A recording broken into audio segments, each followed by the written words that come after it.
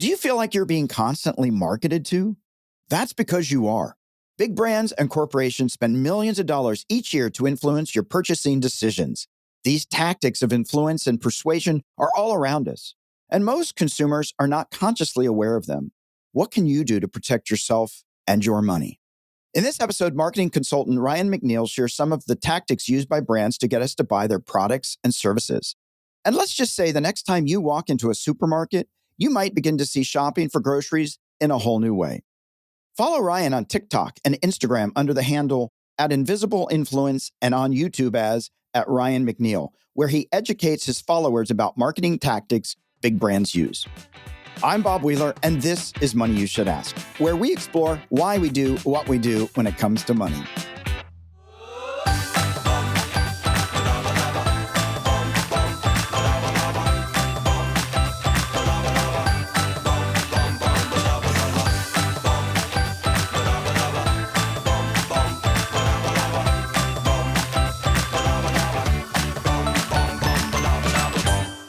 Ryan McNeill is a marketing consultant with a background in advertising and television. From these experiences, Ryan has gotten to see firsthand how some of the world's largest brands effectively use principles of psychology to persuade consumers. On his TikTok account, which has now surpassed 250,000 followers, and across social media, Ryan teaches audiences these tactics of influence and persuasion. His goal on social media is to teach consumers how to protect themselves against manipulation and to teach entrepreneurs and business owners how to ethically apply these principles in their own work. Ryan, it is absolutely a pleasure to have you on the show today. Oh, thanks so much, Bob. I'm so happy to be here. So you've done a lot of different jobs, but you find yourself as a marketing consultant and a TikTok creator. How did this evolve? A question I ask myself a lot. I always try to figure out what is the through line of my career. Because advertising, so working on campaigns for fun brands you've probably heard of, and then into this marketing thing and the thread-centric career, where I've always been so deeply fascinated with what it is that makes people tick, why people are behaving the way that they do.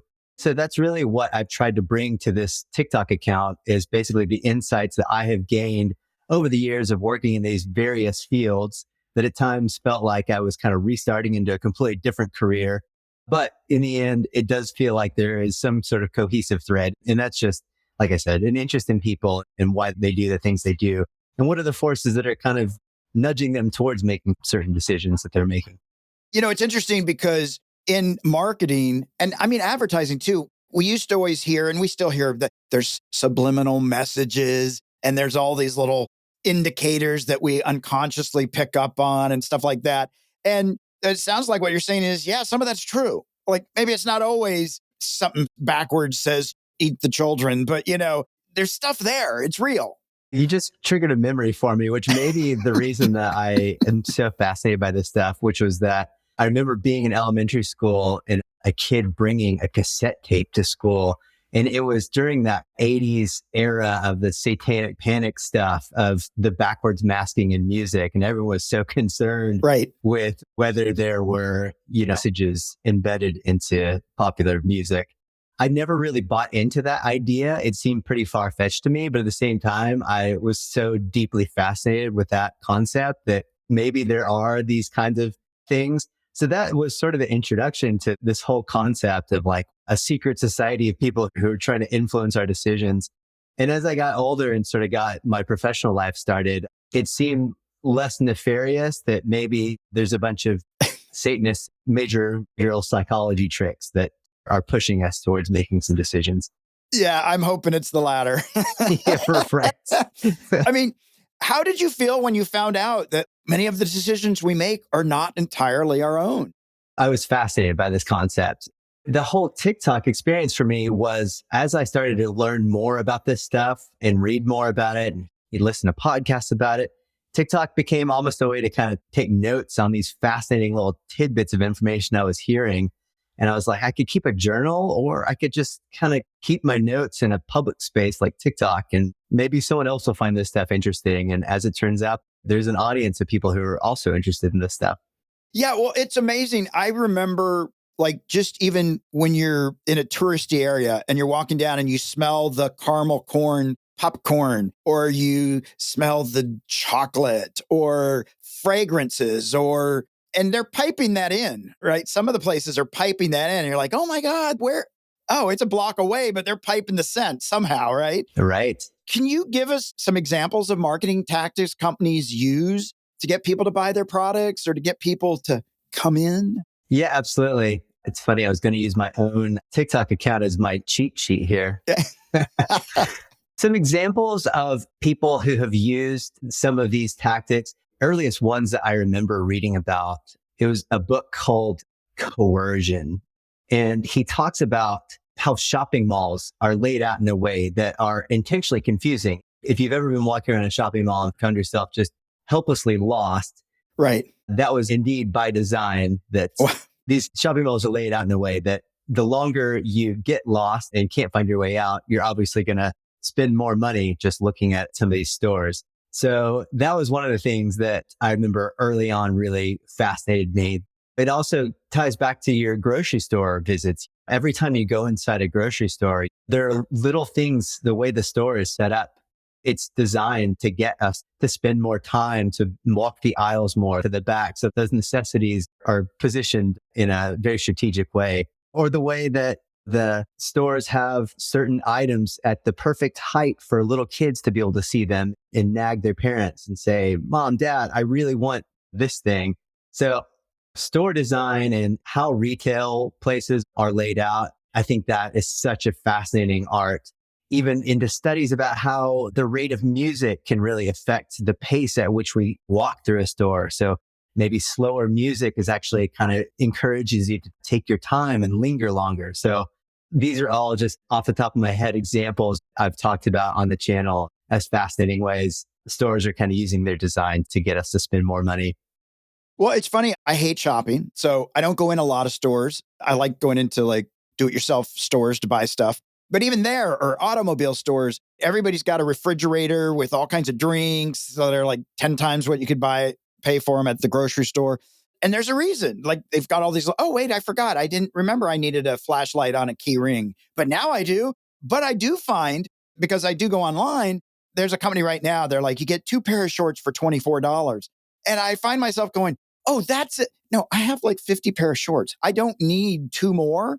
But they look really cool and they're fun and they're only $24 and I do not need them. But I'm almost find myself absolutely almost clicking. Yeah, the pricing schemes, that's a whole other amazing bag of worms to open up about how many of us fall victim to these kinds of things. One of the ones that I think about that I talked about recently is how many websites, and I don't know if I want to call out some of the specific brands that do this, but you've certainly visited some of these sites that use a tactic where they'll withhold the actual full price of the item until you get to the final checkout. And at that point, you've already have enough psychological buy-in that you really want this thing. And it is so devious, yet so effective. It drives me insane. So I love for people to know that these things are happening just so that they can psychologically combat what they're up against here. Yeah, and maybe at the end of the day, you really do want the pair of shorts, or you may really need the product, but just knowing that you might be succumbing. How can somebody tell if they're succumbing to a marketing or psychological tricks, or how do they know they're making the purchase on their own? I think for me, it's the more you can shine light on these tactics, the more you can be aware that they are being used against you. So I think unless you have an awareness of the actual tactics that are out there, it's hard to know. I think people genuinely believe that a lot of the stuff is their own free will, when in fact, maybe this is actually just a little marketing sleight of hand that's happening here. So just speaking for myself, as I have learned more about these tricks and tactics that are used, I can at least have an assessment of understanding why I'm feeling this great sense of urgency to buy something. Yeah.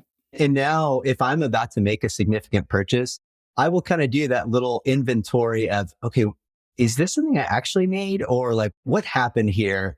And a lot of times, even though I know it's a tactic, I still fall victim to it. Sometimes your emotions just overcome you and you're just like, well, I know I'm being duped here, but well done to you, sir, marketer who's won me over. Well, you just get caught up in the moment. I was thinking I was at the grocery store. Somebody was talking about this exciting chopper thing, and it would do the onions and would do all these things. And I'm like, I will never use it. But they were so enthusiastic. And man, it was a tenth of the price. And okay, did I ever use it? Never, never. And I walked out of there going, okay, no, this time, I will use it. I didn't, never used it. So annoyed, but I was caught up in that moment. They were such a great salesperson. I mean, now if I buy a major purchase, I'll wait a day or I'll say, oh, I have to talk to my business partner. I've got to talk to my spouse. I got to check with somebody. I blame somebody else when I didn't have the heart to set a boundary. Personally, I'd blame somebody else. But yeah, they draw you in, even if it's not a scent or a marketing thing. I know like sometimes you'll go to a store or I've gone into a store and they'll say, wouldn't you like to save money on a phone? And I'm always like, no, I want to pay full price. Like I've learned, and they're like, they're not expecting that because of course you're supposed to say, yeah, of course I want to save money. Tell me more. I'm always like, yeah, I'm not interested. I love paying full price. I love paying double. It's totally cool. And they don't know what to do with me because I just I don't want to get suckered in. Yeah. Your thing talking about the salesperson who maybe just overwhelmed you with some sort of show or something. One of these tactics I think about all the time. And by the way, all this stuff, I want to give a plug to a book named Influence by Robert Cialdini that is really, I feel like the Bible of this stuff. He has studied the sociology behind all this stuff, and he's laid out a number of the most prevalent tactics that are used out there. One of those that came to mind as you're talking about that is this idea of the power of reciprocity. It will happen sometimes where you'll go into, let's say, a car dealership and they'll hand you a bottle of water. And that may not just be because they're looking out for your dehydration. It's that signals to our brains that once someone has done something for us, even as minor as that little gesture, that we now feel obligated to repay that debt back to them. Then on a more frightening level, it's even been found that something as small as a pizza party paid for by a medical sales rep for a doctor's office greatly enhances the chance that that doctor will prescribe whatever drug they're selling. So it's crazy how this stuff will infiltrate even our healthcare system and may have an impact on our well-being like that. So yeah, again, but it's so helpful, I think, to know that these tactics are out there. You know, it's interesting when you were talking about the bottle of water, and it's not just here in the States. So I was in India and I knew they would try to get you to come in and buy a carpet or buy this or that or buy some souvenirs. And so we told the taxi driver, look, we're going to give you a really good tip. Don't take us to any of those places, right? Don't let us get caught. Because we were with him for a couple of weeks. We're like, really? You got to take care of us. We're going to, and man, he's like, no worries, no worries. And we go to this place. And of course they offer the Coke. And I'm like, no, I won't drink anything. I won't drink Coke, water, nothing. But then they get us to go like, there's there's the next room a little bit further away from the door. And man, did they close the doors and they circled us and all of a sudden come out all the gadgets and stuff. And we ended up spending like $50 because it felt like it was the only way I was going to get out. Yeah. And I was like, even my taxi driver who promised me I was safe from the marketing was in on it because he was getting paid to take people to these places and shares in on the commission. I've been in that exact circumstance. I think that happened to me in Thailand it took me a minute to key into what was going on here. Like, wait, what? This is not like the most popular tourist destination of Thailand. I think there's some kind of handshake deal that's happened here behind my back. But yeah, I know exactly what you're talking about. I mean, it's not necessarily bad that they do this. Some of it we want, but I mean, retailers, businesses want to separate us from our money. That's why they're reaching out to us, is we got money and they'd like to actually put it in their pocket and take it from ours. So it's not bad because if I've got a business, I'm going to be doing the same thing, right? Right. If I've got a TikTok and Instagram, I'm trying to get people to come to follow me, just like they want me to follow them. And so, I have to have a little bit of recognition that I'm sort of doing the same thing. Oh, absolutely. And that's one thing. I mean, I get people in my comment section on TikTok basically calling me out because I am a marketer. And so they're saying, how can you know that all this stuff is going on and live with yourself, essentially? And I make the same point that just because these tactics exist does not mean they always have to be used unethically. Right. That there are many instances where persuasion techniques can be used for the public good. You think about nonprofits who use these things successfully, or public health campaigns who use these successfully. So in and of themselves, these things are just tools. It's really how they're used that determines whether or not it's evil or not, I think.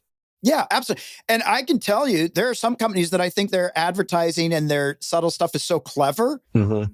I actually buy it just because I'm like, that's so clever. Right. And I'm totally in on it. Like, I didn't get scammed. I love some of the cleverness. I'm like, ooh, that's good. Ooh, that's so subtle. Yeah. Like, I actually applaud that stuff. I find it amazingly creative. Oh, I'm with you. Yeah. Good marketing. I feel the same way, that all things being equal between two brands, if one brand is entertaining me in some way. Yeah. Well, I mean, if you think about it, like the Super Bowl, half the people are watching the Super Bowl for the commercials, right? And they can sit there and say, I hate commercials, but not Super Bowl time. We all want to see the good ones. Oh, absolutely. Honestly, that's what pulled me into advertising and that sort of thing. I love the short form content. I was working in music videos and advertising in my past after the kind of docuseries stint. So I absolutely love the medium of short form video. So that's why when TikTok came along, I was like, this is like a completely different reimagining of what short form video is all about. So yeah, I've been a fan of short videos for a long, long time. Well, now that you are a TikTok creator, and there's a lot of people that do the social medias, whether they pick LinkedIn or Instagram or Facebook, whatever it might be, what are some of the strategies that you use to help you weather the storm financially? Because algorithms change, and I have clients that are making $30,000 a month and then they're making $3,000 a month. How do you weather the storm financially as a freelancer and a content creator when things are uncertain? Well, first of all, I do not rely on TikTok for my income. Okay. If I did, it would be a really sad situation today. TikTok is notoriously bad about paying their creators.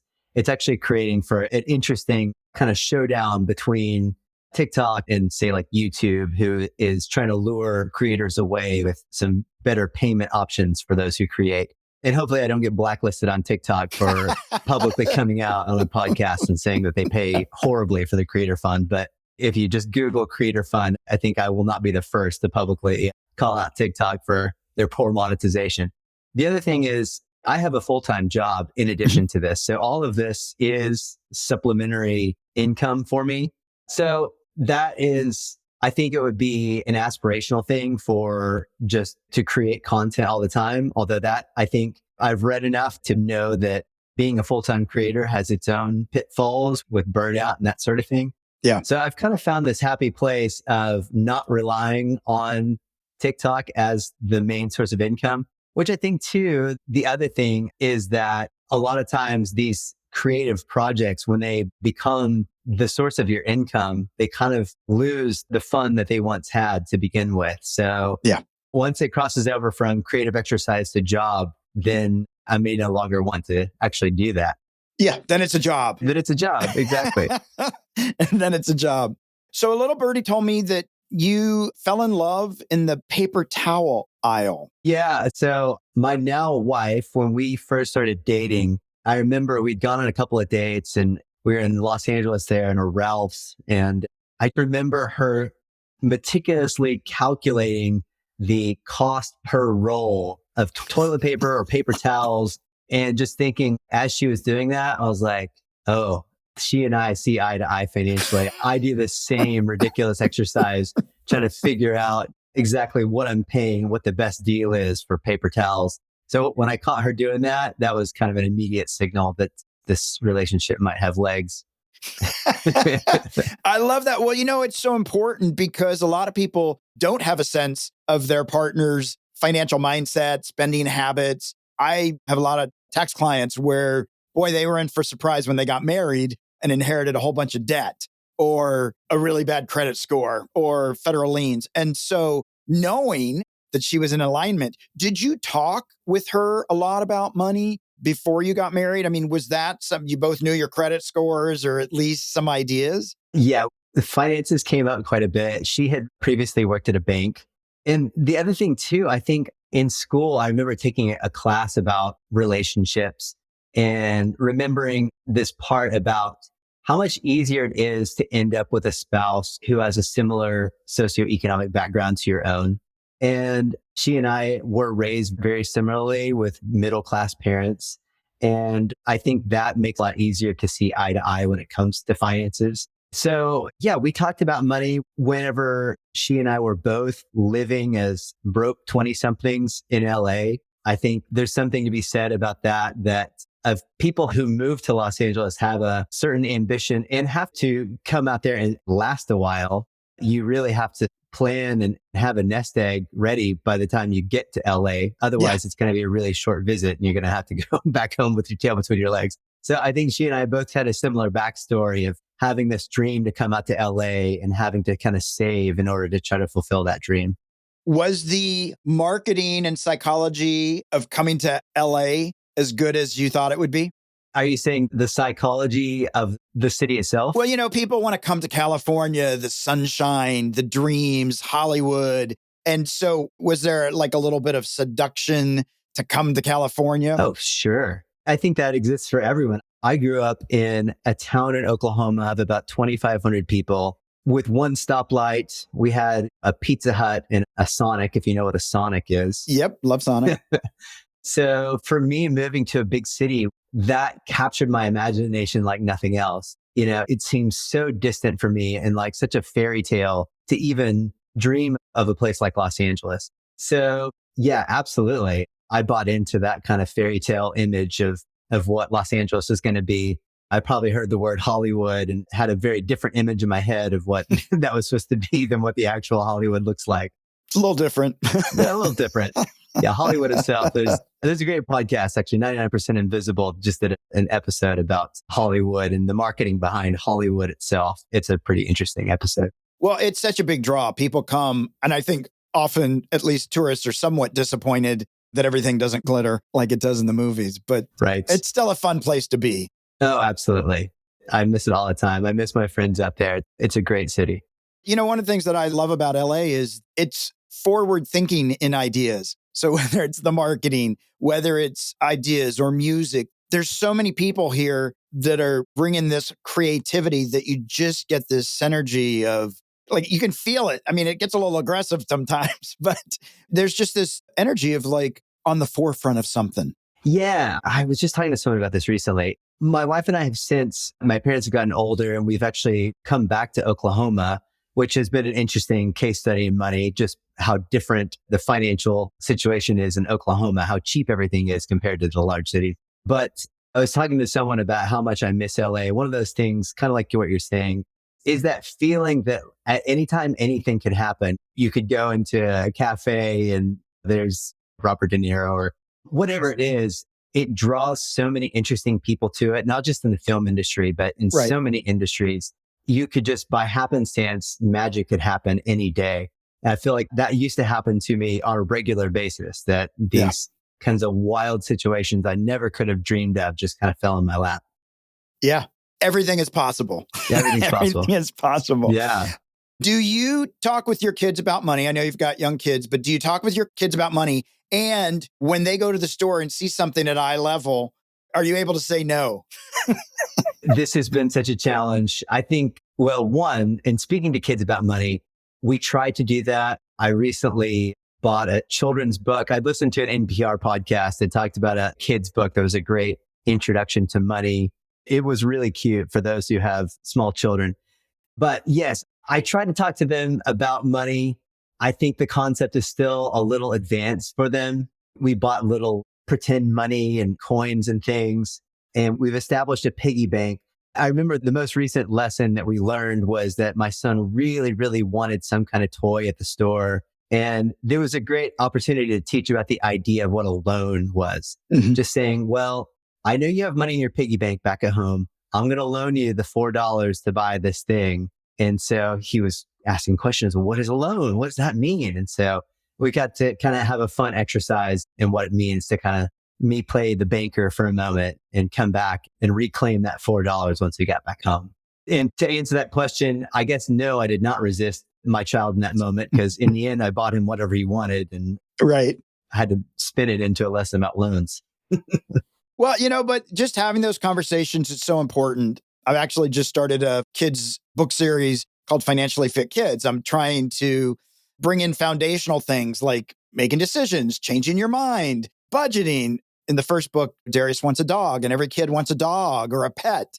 And what are the responsibilities? And what does it cost for dog food or a collar? Just to start to get kids realizing mommy and daddy don't just have an ATM machine that just Oh, absolutely. pours out money on a whim. Yeah, that is so helpful. So, did you have things like that when you were a child that you remember that keyed you in? not at all. My parents, God bless my parents, not a clue. They were borrowing from my piggy bank. They were not savers. And, they had 5 kids by the time they were like 25. So it was like they had a lot going on and they just didn't have the skill set. And a lot of parents don't. And so it's no blame, right? But I thought, this is what I would have loved, is to have this kind of information. So I wanted to write these books to just start to help other people that might not have parents that are financially literate and on top of it all, because a lot of us don't. That's so great. And to tie it back to Los Angeles again, I think the thing that really solidified my own financial literacy was freelancing out there for so long, that a realization struck me that if this is going to be a sustainable thing, I have to prepare for the bad times that are inevitably coming. So if my children wanted to go off and be freelancers, I feel like it might be, teach them the same type of lesson. Then maybe it would be more difficult to learn if I had had a salaried position right out of college. Right. That sort of feast or famine mentality that comes with being a freelancer, you really have to count every penny and make sure that you've saved up. So, yeah, you got to learn how to survive. Yeah, absolutely. You got to learn how to survive. Well, Ryan, we are at the Fast Five. The Fast Five is brought to you by Survey Junkie. Join millions who take online surveys and make extra cash. Click on the link in the show notes to learn more about Survey Junkie. All right. So, Ryan, we're just going to shift the energy a little bit, have a little more fun. Here we go. Has a marketing strategy fooled you into buying something recently? Yes. Hang on one second. I just thought about this. It's the countdown timer. A lot of times, whether that's, I think Amazon has used this in the past, but feeling like there is time running out gets me every time. I know I've done this with registering for conferences before, where it's like you only have 36 minutes to register to get the premium package or whatever. So that is one of those that drives me crazy because it's so effective on me. It works. It works. Yeah. There's a reason. Have your money habits stayed consistent your whole life, or have they changed over time? I would say my habits have stayed pretty consistent. I think as you get older, probably my mindset has shifted more towards looking at when I can just fully retire. So I probably pay more attention to like what that end goal number is, but the habits themselves have remained pretty consistent throughout life. Yeah, that's cool. What's one thing you think your wife spends too much money on? Oh, yeah. Oh man, if she hears this, what will she see as not an offensive answer? I'm going to say it's got to be skincare. Okay. Or maybe perhaps I still preach, maybe the kids need fewer toys. I think that's one thing we could do without a little. Well, I knew it wasn't going to be paper towels or toilet paper because I know she kept it. Exactly. It is not those things. What's one experience that you've had with your family that you were nervous about spending the money and then ultimately ended up being grateful for spending the money? I think it's always travel. Travel is always that big expense that we save up for, and it always hurts a little bit for how much we spend, but it always ends up being worth it. I totally buy into that. All the studies that show that experiences is where you're going to get the best bang for your buck in terms of expenditures. So we are much less a buying material goods family, and we're much more on let's pay for big experiences. We're actually headed to Portugal next week. So yeah, love experiences. That is so cool. Is there anything that you will spend on regardless of the cost? Like it's just something I'm going to spend on it, and not like gas or taxes, but something that you're like, this fulfills me regardless of the cost. My biggest splurges are probably on video gear in general. I'm such a video junkie that's the area that my wife would say that I spend far too much money on is buying cool gear. So yeah, I recognize that I'm not always the most frugal, but I do love the shiny new cameras and toys. Sometimes you just got to have it. Yeah, it's true. You got to have it. Well, we are at our M&M spot, our sweet spot, money and motivation. I'm wondering if you have a practical financial tip or a piece of wealth wisdom you could share with our listeners, something that's worked for you. Absolutely. I would say, well, going back to what I'd said earlier, I think just your awareness of what is going on with marketing will hopefully give you the same sort of internal reflection that I now have about whether or not the items that are being sold to you are actually things that you need. I think it's such a good practice to kind of take that beat and say, is this really going to fulfill me in some way? Or is this kind of scratching a temporary itch and end up with costing me far more money than it's worth? So that's the biggest thing, is know how you're being sold to. And perhaps by having an awareness of these tactics, you can resist some of them. Yeah, no, I think that's so true, because if you can at least stop and ask yourself, does this fulfill me? Mm-hmm. Do I need it? Even if you just have that momentary pause, you may end up buying it and it makes you so happy, even though it's worth nothing after you, like maybe it's a cool jacket or something. Yeah. But at least if you stop and reflect and be a little intentional, or know that they're doing a really good sales job and you're just going to go with it anyway, so that you at least aren't a victim of it, you're actually making choice. Yeah, because how often have you spent far too much money on a thing that a week or 2 weeks later, the novelty is worn off and you are left with that sort of buyer's remorse that, I really should have thought about this one some more. So I hate being left with that buyer's remorse. Yeah. Taking that extra beat, I think, is so important. No, absolutely. Well, Ryan, this has been so much fun, and I appreciate that you're out there letting people know about these things, just to have awareness, right? So that, again, they're not evil. They're not bad. It's just another way to sell. And so that if we be conscious about it, then we're still in choice. And yes, I appreciate that even you, knowing all these things, still get sucked in, still feel the countdown, right? And so that it doesn't mean that we handle everything perfectly. I work in finance and taxes. It doesn't mean I do everything perfectly. It doesn't mean I don't have missteps. It doesn't mean sometimes I overspend on the budget, right? That's what makes us human. But at least sharing that information so that other people can get that. And then also just checking in with yourself. I appreciate that piece. Like, hey, my wife loves to count toilet paper sheets. Like, that's the kind of thing you know is going to serve you later. Having somebody that's counting pennies, that's a good thing. And so just that awareness and being open and knowing that probably that because you were freelancers, having to learn how to survive instead of, oh, I can just rely on a paycheck. Because people can rely on a paycheck, it can still disappear. And I think LA does force people to learn how to survive, because it's a lot of fun, but it's also harsh and expensive. Yeah. And crazy. Absolutely. So I appreciate all that. Where can people find you online? Where can they learn more about you? And where can they follow you? If you are interested in following my TikTok, my account is called Invisible Playbook. So you can just go to tiktok.com/invisible playbook and find me there. If you're interested in learning more about some of the way I have grown my following on TikTok, I like to talk about that stuff too. I have a YouTube account. It's just my name, Ryan McNeill is my handle, or you can go to my personal website, which is ryanmcneill.com. McNeill is Neill, just one extra L to confuse people. Why not? Why not? Well, we'll put all that in the show notes. Ryan, it's been such a pleasure, and I appreciate what you're out there doing. So keep doing it. And thank you so much for joining us today. Thanks so much, Bob. It's been a lot of fun.